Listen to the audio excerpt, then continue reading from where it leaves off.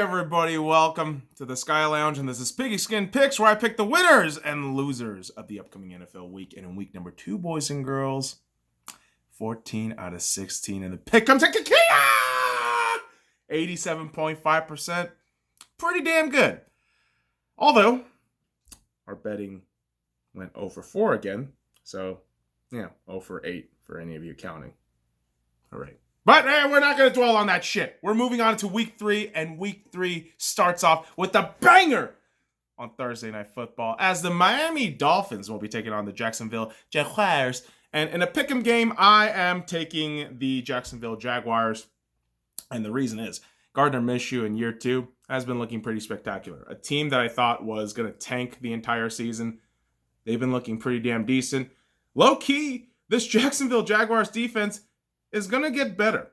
And on the other side, I look at the Miami Dolphins and think, all right, it's kind of like the law of averages, right? I mean, you have Fitzmagic, but generally speaking, he's going to kind of level himself to Fitztragic, and you're just going to get a bang average quarterback. That's what happens.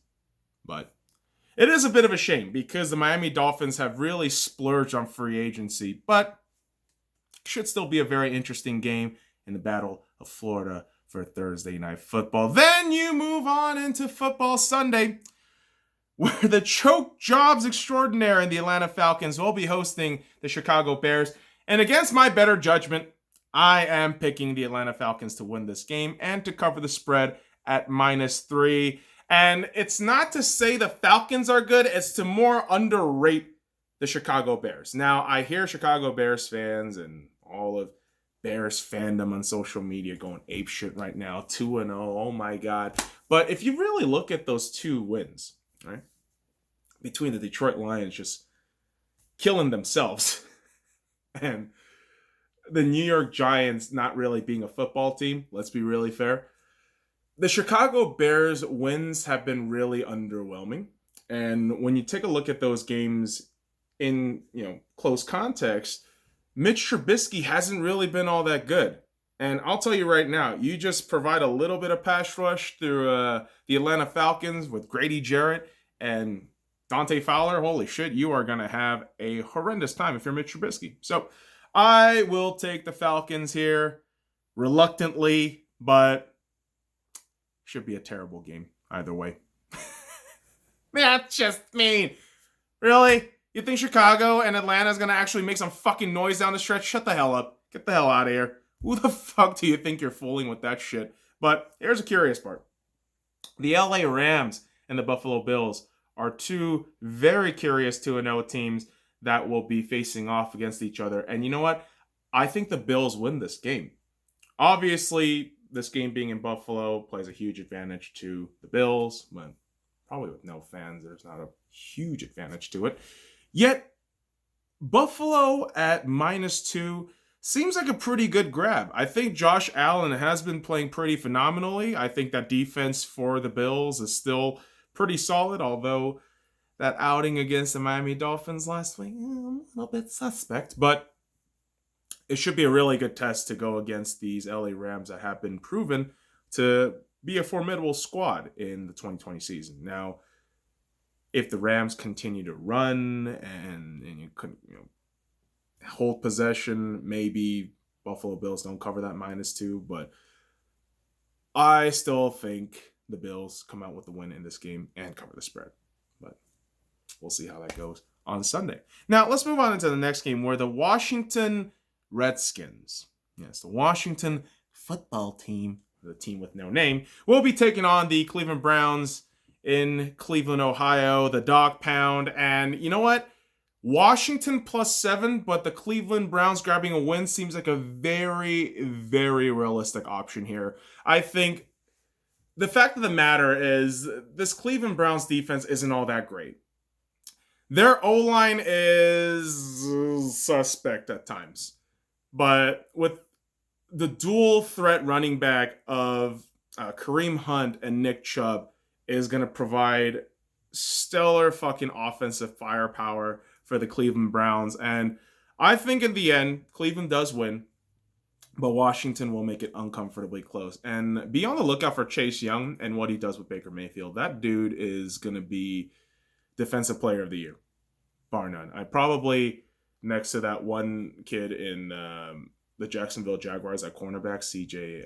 Hendrickson, is that right? I could be completely butchering the name there, so I apologize. But yeah, be on the lookout for Chase Young. But I think the Cleveland Browns grab a win, but Washington gets the spread at +7. So let's move on to the next game where the Tennessee Titans will be taking on the Minnesota Vikings. And you know what? The Tennessee Titans at -2.5, that seems like such a fucking easy move. And here's the reason why I say that and why I think the Titans will win in a dominating fashion. This Vikings team is dog shit. It is absolutely trash. Oh, Stephon Diggs not being there, the only thing? Not really. The defense is horrendous. Kirk Cousins is just fully reverted himself to Derp Cousins in the beginning of the season, where usually you see this thing kind of round itself out in mid-season. But holy hell. This Vikings team is looking to get cream pied by a Tennessee Titans team that isn't bad, isn't spectacular, but they know how to get their job done. And so I'm taking the Titans at -2.5 and a win in this game. So let's move on into the next game here. The Las Vegas Raiders, coming off of a hot, fresh win on Monday Night Football, will be traveling to Gillette Stadium in New England to take on the Patriots. And you know what? Although I think the Vegas Raiders will cover the +6.5 spread, I think the Patriots grab a win here.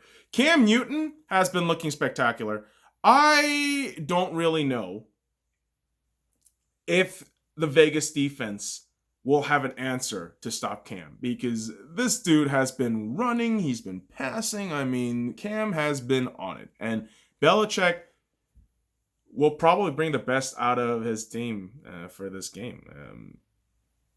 Something about the Patriots just being able to reload, despite Tom Brady not being there, is infuriating, but it's something that you can give respect to. And the reason why I say +6.5 for the Vegas Raiders to cover is Gruden's team looks like they're on it. And you know what? To be quite frank, I wouldn't be surprised if they grabbed an upset win. Yet I still take Belichick and Cam to take the Patriots all the way in this game. But that spread, I think Vegas should comfortably cover at +6.5. But let's move on into the next game where the San Francisco 49ers will be taking on the New York Giants. And you know what? At this point, you should call the 49ers the hospital ward of San Francisco, because everyone is dead and injured. And despite me saying that, I'm still taking the 49ers to win this game. But the Giants to probably cover that +4 spread. Yikes. Dude, the injury list to the 49ers is insane. And I'm saying that as a Seahawks fan who doesn't like the 49ers, who would rather see this team, lose after their appearance in Super Bowl 54. Yet when you look at this injury list, it's just insane. Even as a rival fan, you're thinking, oh, geez, that's horrible. Why the fuck did the football gods do this? But here's the thing. Despite them not having a whole load of personnel in the 49ers, the Giants are a bigger fucking mess than anybody would anticipate. Yeah, you signed Devontae Freeman because Saquon Barkley is dead now. But that defense was non-existent to begin with.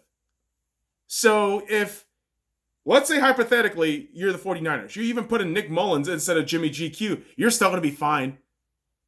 If George Kittle can maybe play, 20, 30% of snaps, you're still going to be fine.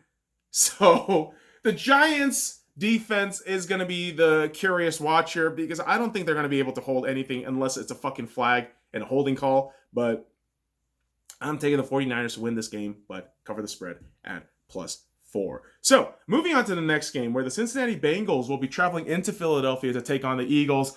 I'm going with the upset here. I think the Cincinnati Bengals at +5 to cover, and winning this game is a bit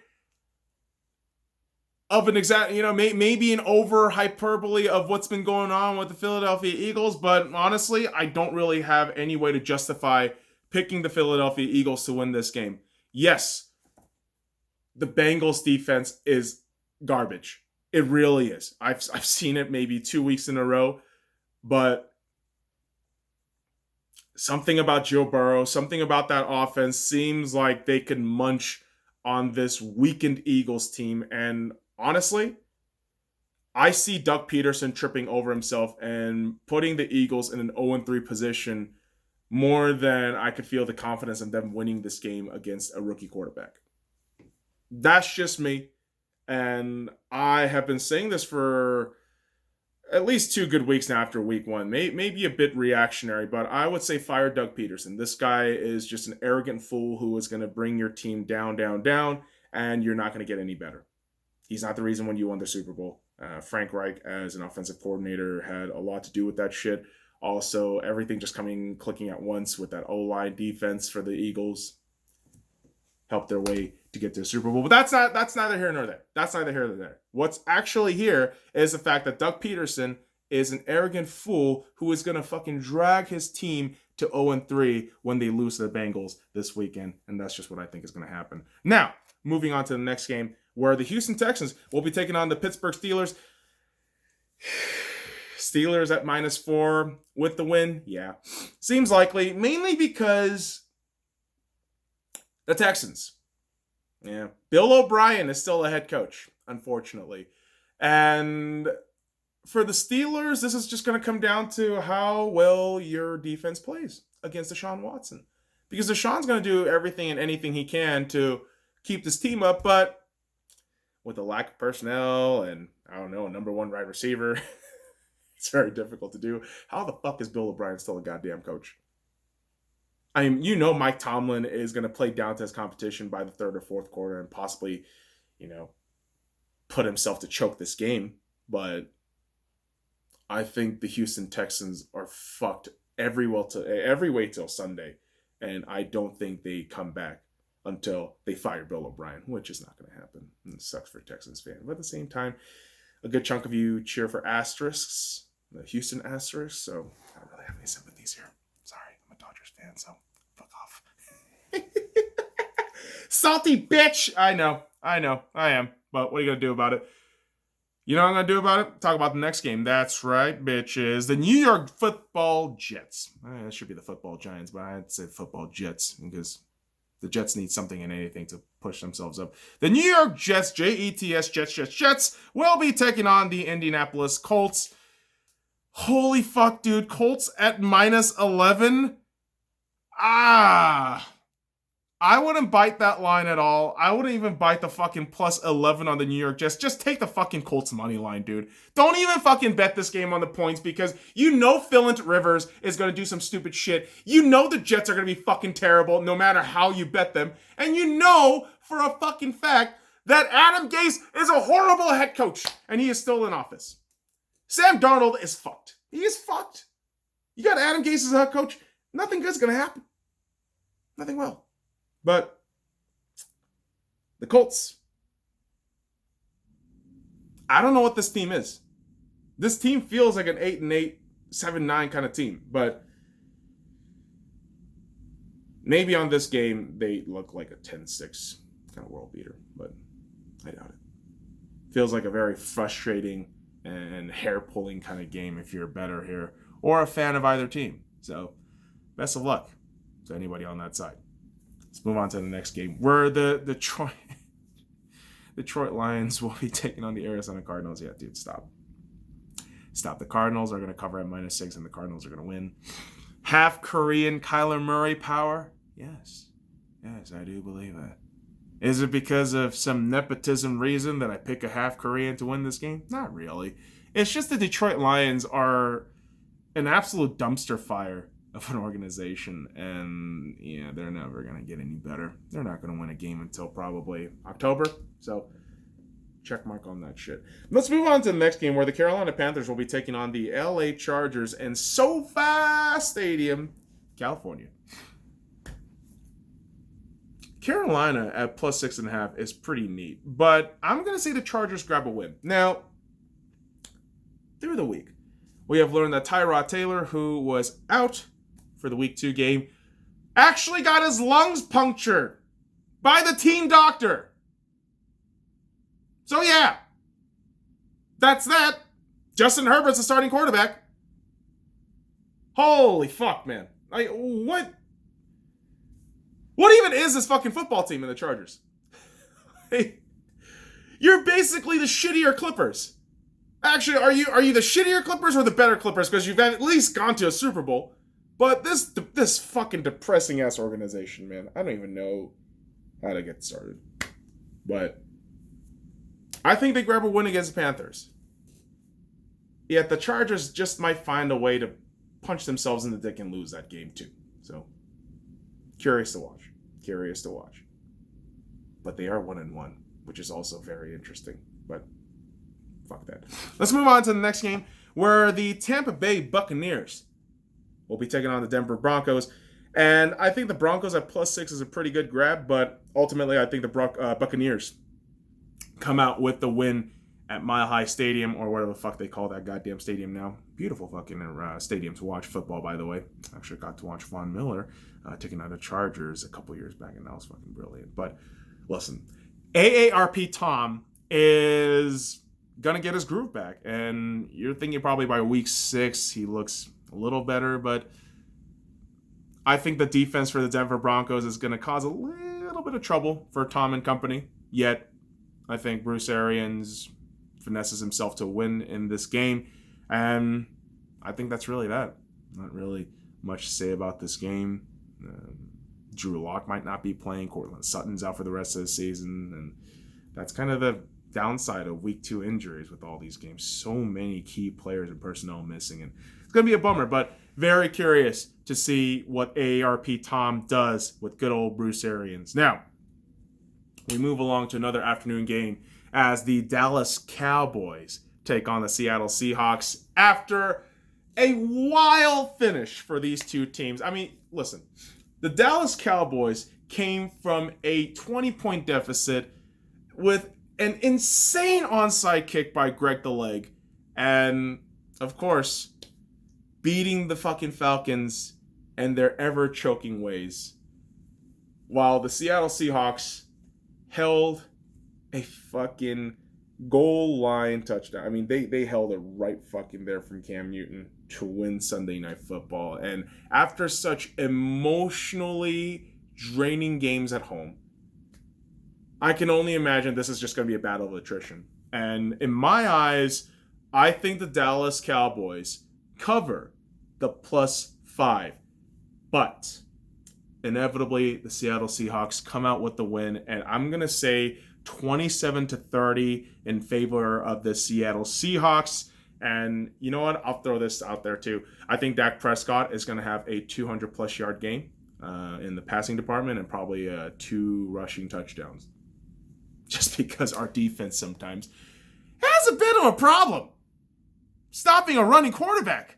Yeah, we've seen that with Lamar. We've seen that with Cam.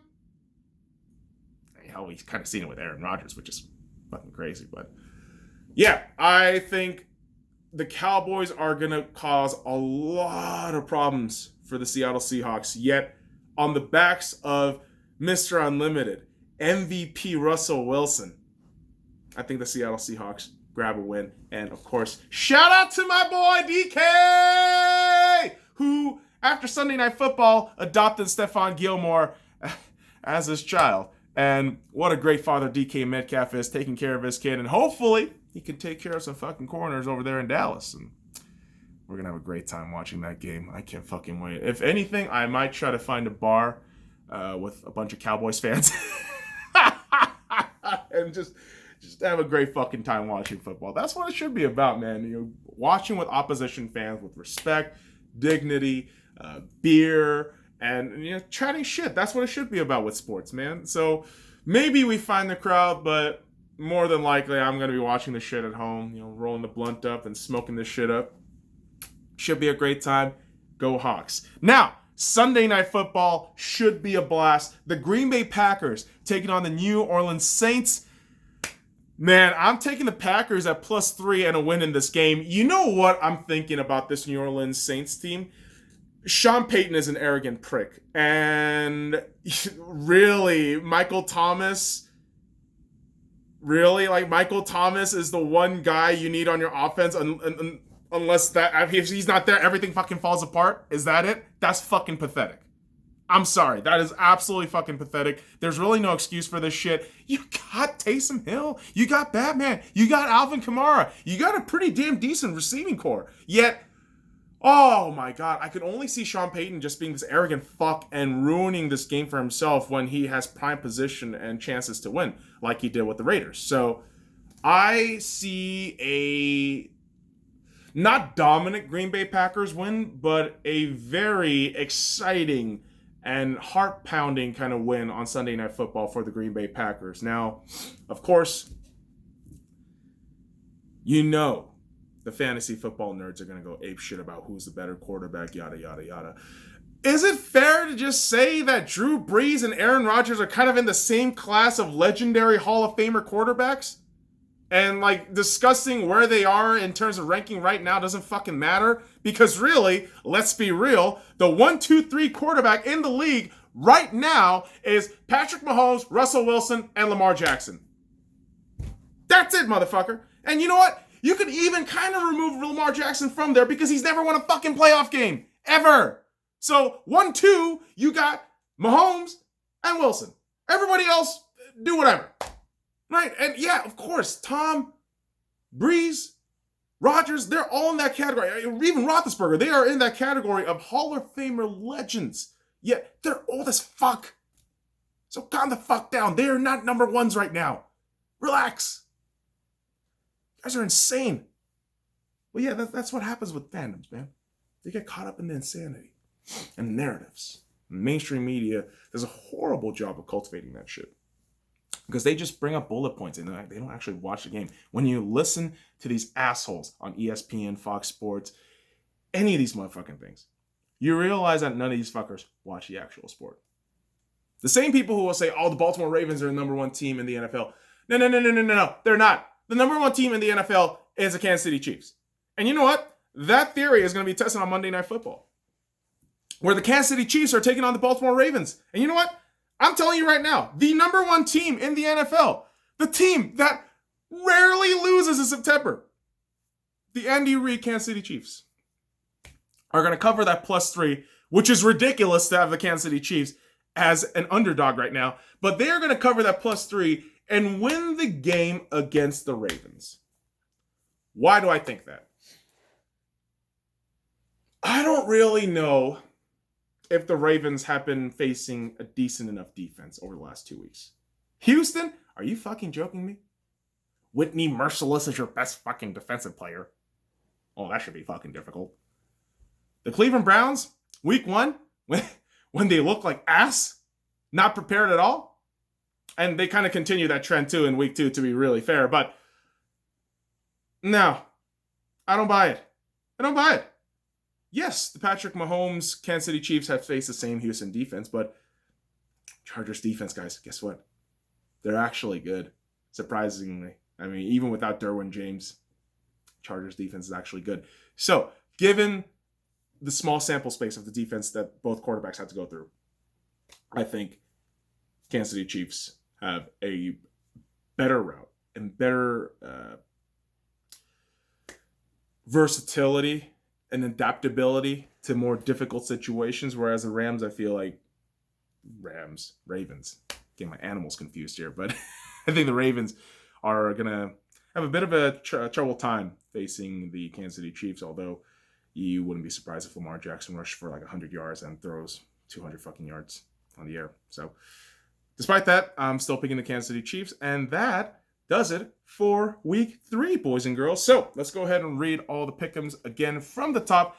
I have the Jacksonville Jaguars, the Atlanta Falcons, the Buffalo Bills, the Cleveland Browns, the Tennessee Titans, New England Patriots, San Francisco 49ers, Cincinnati Bengals, the Pittsburgh Steelers, Indianapolis Colts. Sometimes I get my shit fixed up. Fixed up, fucked up. You trip your words. But hey, let's keep it going. The LA Chargers, the Arizona Cardinals, Tampa Bay Buccaneers, Seattle Seahawks, Green Bay Packers, and the Kansas City Chiefs. So again, I'm going to repeat it because I fucked up there, boys and girls. Jaguars, Falcons, Bills, Browns, Titans, Patriots, 49ers, Bengals, Steelers, Colts, Chargers, Cardinals, Buccaneers, Seahawks, Packers, and Chiefs. So that does it for me with week 3, boys and girls. Follow me at the Sky Lounge and all the links in the description below. Like, comment, subscribe for more daily content. Now fuck off.